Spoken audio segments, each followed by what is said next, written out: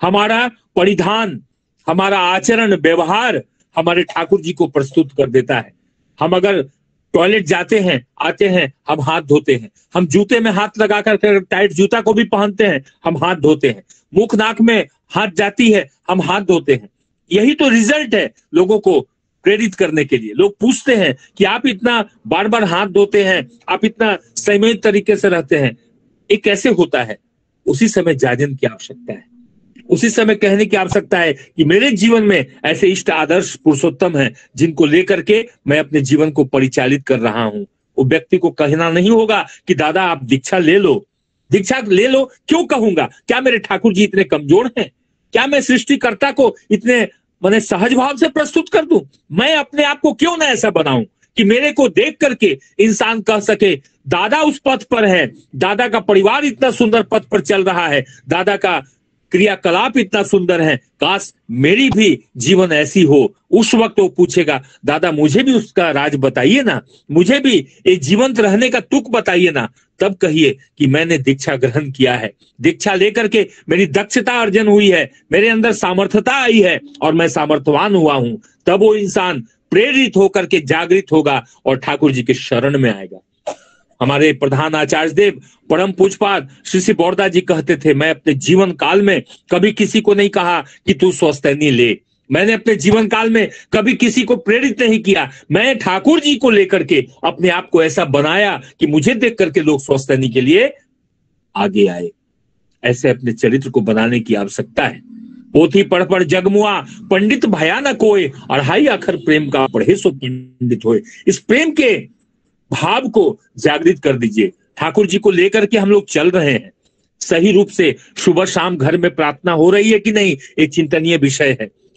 परम पूज्यपाद श्री श्री आचार्य देव जो हमारे वर्तमान हैं, उन्होंने क्या कहा है? अगर घर में सुबह शाम प्रार्थना नहीं होती है, देखिए वे कितने दया करते हैं हम पर।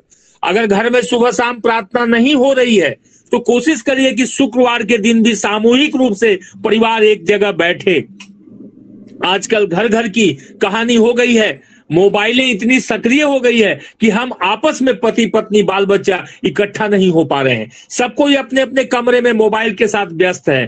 खाने के टेबल पर पहले हम लोग बैठते थे, मिलते थे, घर की हालातों पर चर्चा होती थी, दिन के क्रियाकलापों पर चर्चा होती थी, आगे के कार्यक्रम पर चर्चा होती थी। आजकल बाल बच्चा पति पत्नी सब मोबाइल में व्यस्त है। एक जगह अगर बैठा भी है तो सब अपने अपने मोबाइल को लेकर के है, यानी रिश्ते में भी एक दरार पैदा हो रहा है।